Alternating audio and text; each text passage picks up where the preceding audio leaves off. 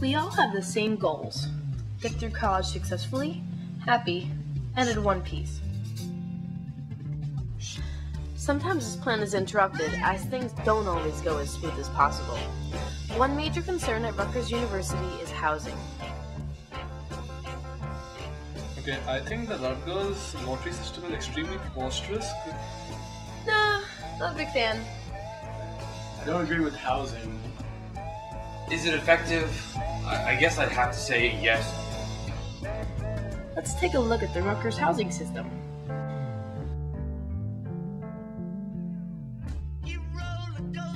Numbers are randomly assigned to students, the best numbers being the lowest numbers.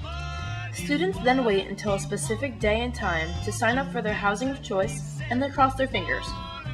Rutgers then notifies the student and lets them know if their number is eligible for housing or not. If the number is eligible, then the student will have a roof over its head the following year. If not, the student is left to fend for himself around the beautiful streets of New Brunswick in the quest for off-campus housing.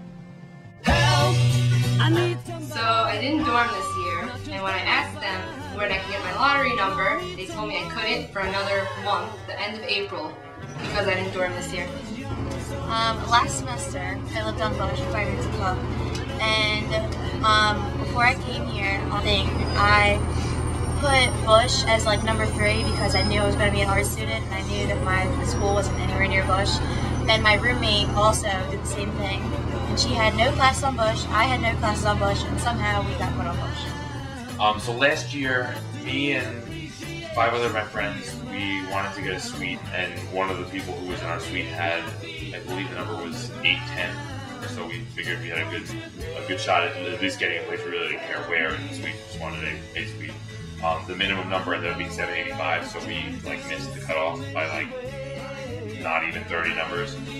So our only other option was basically apartments. And so 2 of the people, myself included, had to go online and find somebody randomly that had a decent number that could get an apartment. I want to say it was right after suite sign up, and I got a phone call from housing office that they were like, "Oh, we had a spot for you. Would you guys like it?" We wanted it. We all sent in an email and we ended up getting a suite, but it was kind of a stressful period because we kind of had to scramble so that we have a place to live anywhere. It was kind of stressful, but I mean, it ended up working out in the end.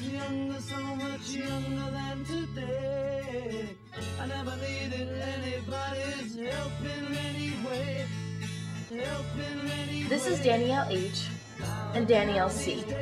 Both applied for Rutgers lottery, but didn't get good enough numbers to actually get housing. Danielle H. hopes to find someone that she can live with next year.